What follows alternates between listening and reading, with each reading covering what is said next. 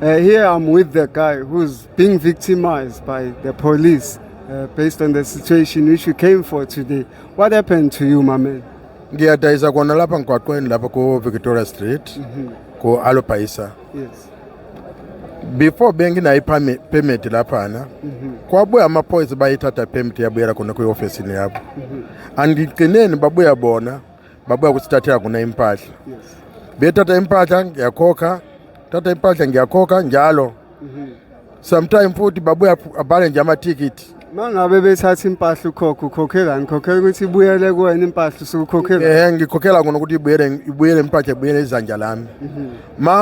Ngiyeza kanjalo mafika athathe impahla ngihamba ukukhokha. Athathe impahla ngihamba ukukhokha. Athathe impahla ngihamba ukukhokha. Kona manje ama-ticket babhala nje babuya sitshela nje izanjeni. Thina bese wabona ukuthi akanawo umsebenzi. And babuya nje kumina futhi kabili bathi hayi unesikweleti. Bambhalela. Bayithathe nini permit yakho? Bayithatha kudala le. Bayithatha kudala. Sekuphela inyanga ezingaki noma iminyaka emingaki? Kabanga ukuthi yaphela ku 2 years now. 2 years.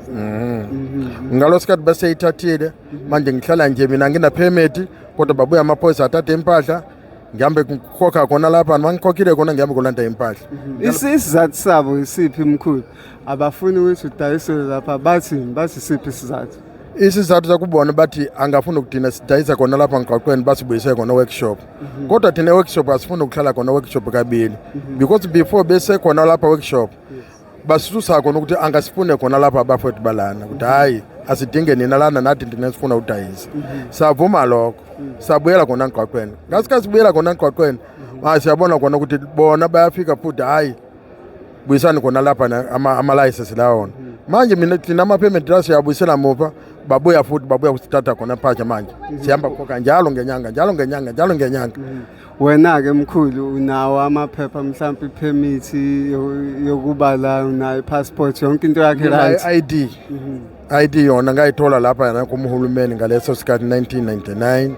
So ngalezo sikhathi until manje ID leyo ikhona thina ngiyanga manje. I-ID mawuyithola underwise as a citizen kanjani? Citizen yalana South Africa. Manje ngibona khona ukuthi so wena mkhulu you are fully South African. You have, the citizenship of South Africa. Yes, mina ngi-citizen yalana South Africa. So manje ngibona khona ukuthi labantu bayasihlumeza kanje hayi. Kufanele ukuthi asigabangele khona because sinazo singane sidlisa khona emakhaya. Sinabafazi, sinabani abazukulu. Abazali abasemakhaya nabo siwathumela khona 10 rand ukuthi nabo nakwazi ukudla khona emakhaya. So manje sibona ukuthi hayi. Angithi mkhulu yazi ukuthi idolobha linalento ekuthiwa ama-bylaws, imithetho egada ukudayisela noma yikuphi. Le ndawo enidayisela kuyona ngabe indawo idolobha elifunayo yini ukuthi idayiswe kuyona? Le droba lona sifuna ukudayisa khona because bona basinikeza khona ama-permit ukuthi sidayisele khona lapho yana le ndawo. Anginalo sikazi ukuthi mina ngisochuza khona ngisodayisela kuphi indawo. Kodwa bona basinikeza ukuthi le ndawo sidayisele khona. And then namhlanje bayajika babuya phuca khona ama-permit. After that babuya siphuca impahla. Maphucela impahla sihamba kukhokha khona njalo lapha ngikhokha njalo lapha.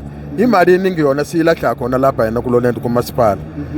Last month babuya nithathe mina walanda le things khona ama-form la bengi bashiya basinikeza nje. Ngihamba kukhokha khona mali 27,000.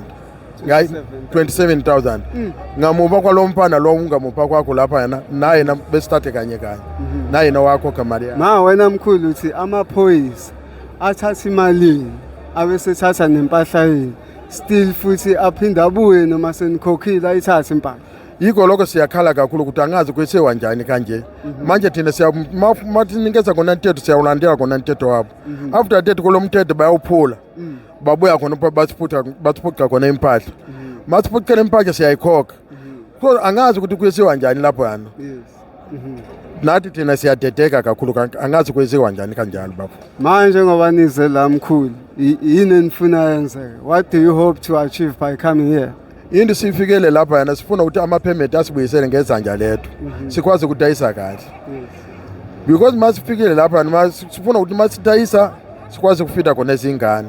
Asifuna ukungena sihambe kuphuca khona abantu endleleni siyadayisa sifuna khona store something so yikho lokho thina siyakhala sikhalela kulaba bona abakhulu ukuthi asisize ukuthi asibuyisele ama-permit ngamuva banibuyisela ama-permit because siyahlupheka kakhulu amaphoyisa bayasihlupha umsebenzi asikwazi ukudayisa kahle sometimes mafika khona amaphoyisa ayithatha impahla isenqoleni asifakanga phansi amaphoyisa bayithatha impahla babhala ticket sihamba kukhokha laphana itshona yona le nto khona thina siyakhala ngale ndlela le yeziwa khona siyayikhalela khona kakhulu ukuthi please asiqolele kule ndlela. Siyabonga mkhulu. Inkosi yabonga.